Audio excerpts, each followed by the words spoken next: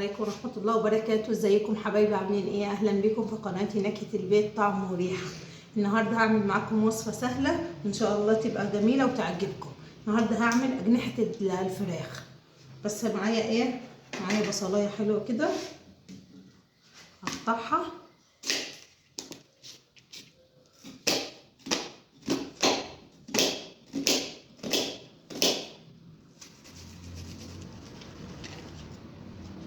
كده البصلاية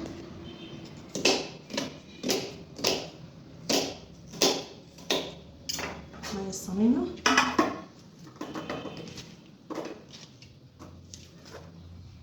معايا طماطمايه، نجيب طماطمايه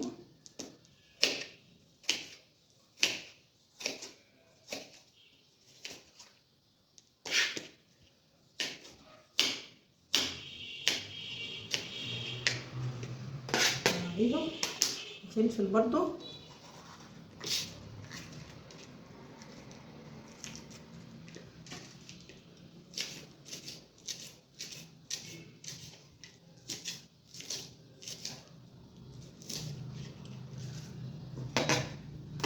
معايا فلفل تاني،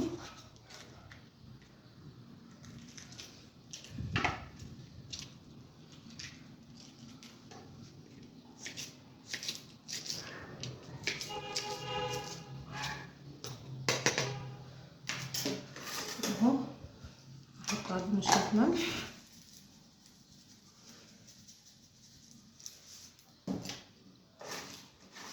نحطهم مع بعض كده.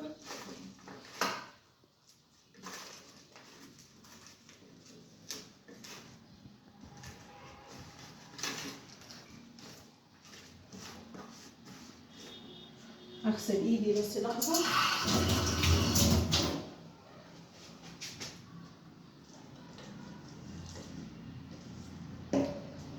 الاسود طبعا واخليهم على جنب دول كده يا جماعة.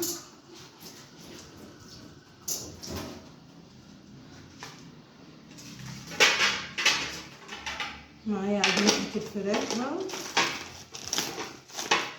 انا غسلاها ومنضفاها ونقعها بليمون.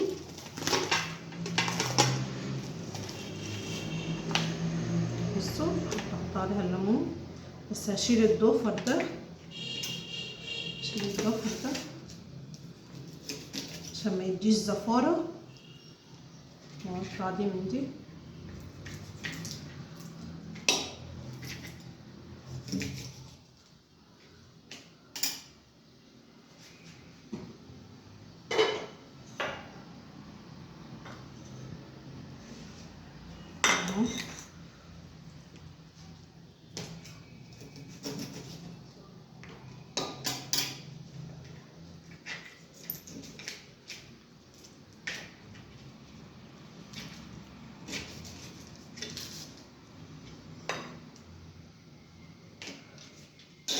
ده كيلو أجنحة، ده تغيير يعني بعيد عن الفراخ والحاجات الحقيقة اللي العيال بتحب تغير.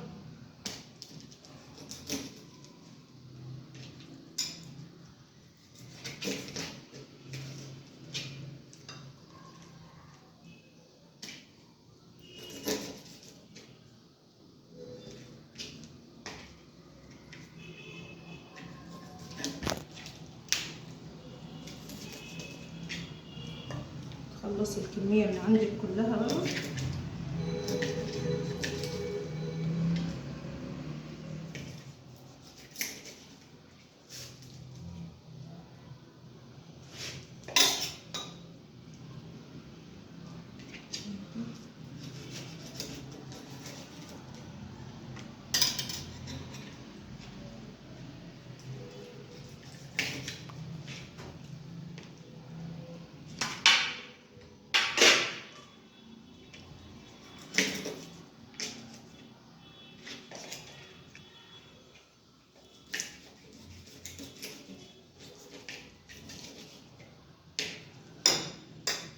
ادي كل الكمية بتاعتي هملحها وارجع لكم.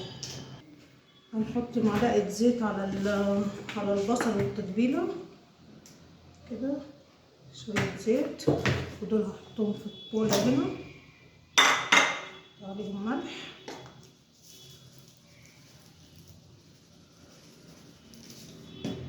فلفل اسود طبعا، اديهم تقليبه نتبلوا مع بعض.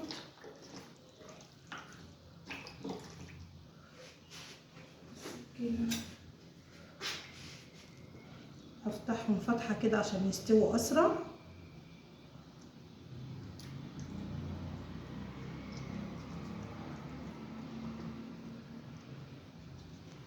فتحة بسيطة كده.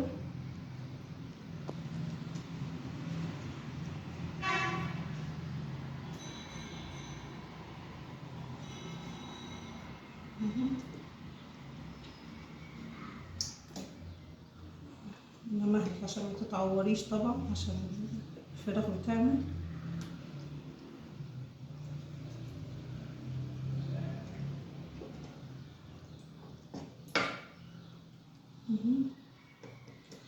تعملي كل اللي عندك وتحطيه.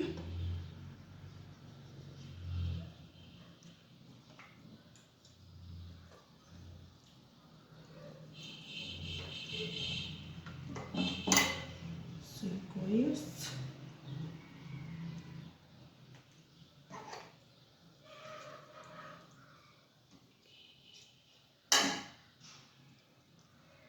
كده كل الكمية عندك. هنجيب معلقة صلصة اهي وهنحط عليها زيت، نخلطهم مع بعض طبعا عشان الوش. التتبيلة دي تاخد ساعتين 3 على حسب ما ايه تقعد في التلاجة شوية حلوين. عملنا صلصة على زيت عشان الوش بتاعهم كده يبقى جميل.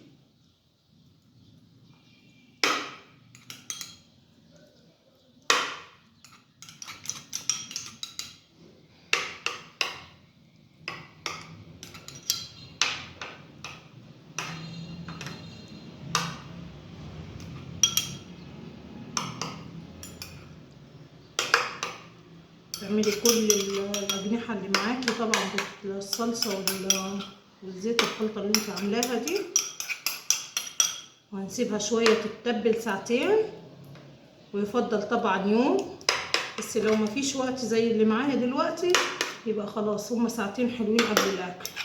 وهتحطيها على الفرن على طول. ادخلها الفرن، بعد ما ادخلها اوريها لكم. بصوا يا بنات، هحط دي في الفرن بقى معاكم دلوقتي. شغلت الفرن بس ايه هغطيها بورق سلوفان كده، هغطيها بورق سلوفان عشان تستوي، ونحطها في الفرن سوا.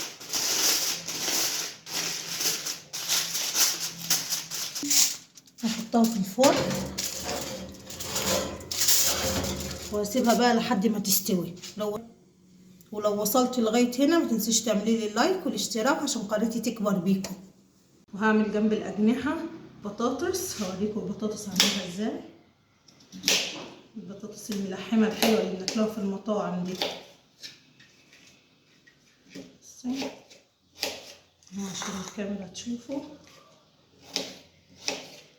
بصي البطاطس تبقى تخينه ازاي، بصي تخينه اهي، حبايه البطاطس تخينه اهي اهي. نقطع التانية برضو.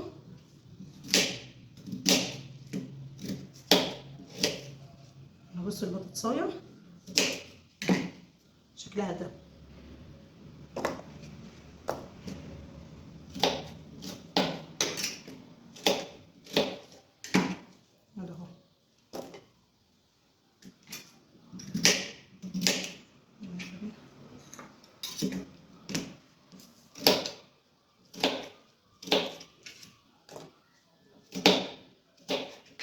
هعملها لها الخلطه دلوقتي، هوريكم الخلطه بتاعتها. هنقلهم هنا بس هوريكم الخلطه بتاعتها. هنحط دقيق، شويه دقيق، نحط عليهم ملح، شويه ملح حلوين عشان يتبلوا البطاطس. الفلفل الاسود طبعا زي ما اتعودتوا معانا، معلقه الكركم عشان تديها اللون الحلو، وشويه ميه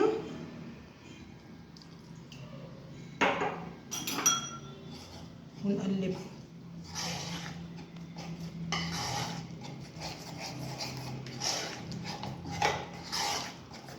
عايزه ميه كمان.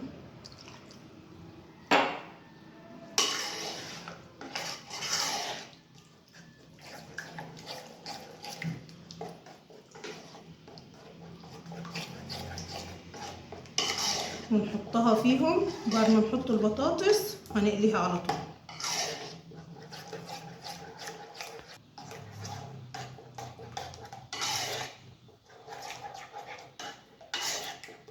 هنحط بقى البطاطس زي كده، ونخليها على جنب تاخد وتدي في التتبيله. هتقلبي فيها البطاطس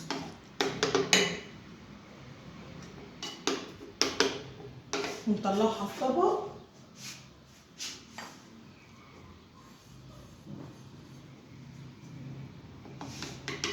نخليها لحد ما نقليها. هنعمل كل الكميه زي كده. هنقلي مع بعض البطاطس اللي انا عملتها ووريتكم الخلطه بتاعتها.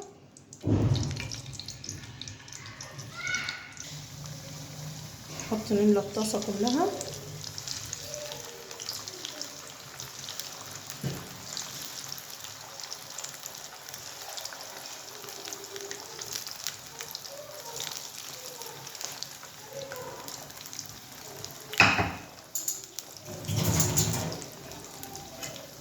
وهنسيبها كده لغايه ما تستوي وتتحمر كويس. هنطلع معاكم البطاطس كده، هوريكم شكلها. بصوا شكلها عامل ازاي.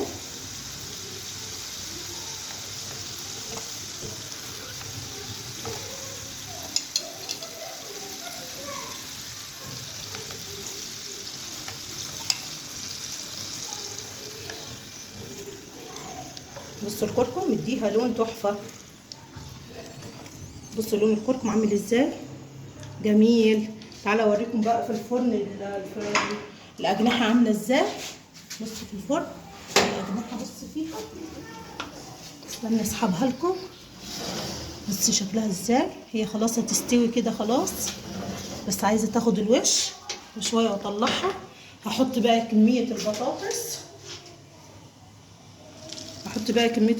وارجع لكم. بصي شكلها بعد ما استوت بقى وطلعت من الفرن لسه سخنه ايه. بصي شكلها. عايزه اوريكي جناح كده، طلعهولك. بصي استوى ازاي. حاجه جربيها ومش هتندمي ان شاء الله. هحط شويه كمون على البطاطس، هنكهها هنا وهنا. ودي كانت وصفتي للنهارده، بطاطس وأجنحة الفراخ. ما تنسيش بقى تعملي لي لايك والاشتراك عشان قناتي تكبر بيكم.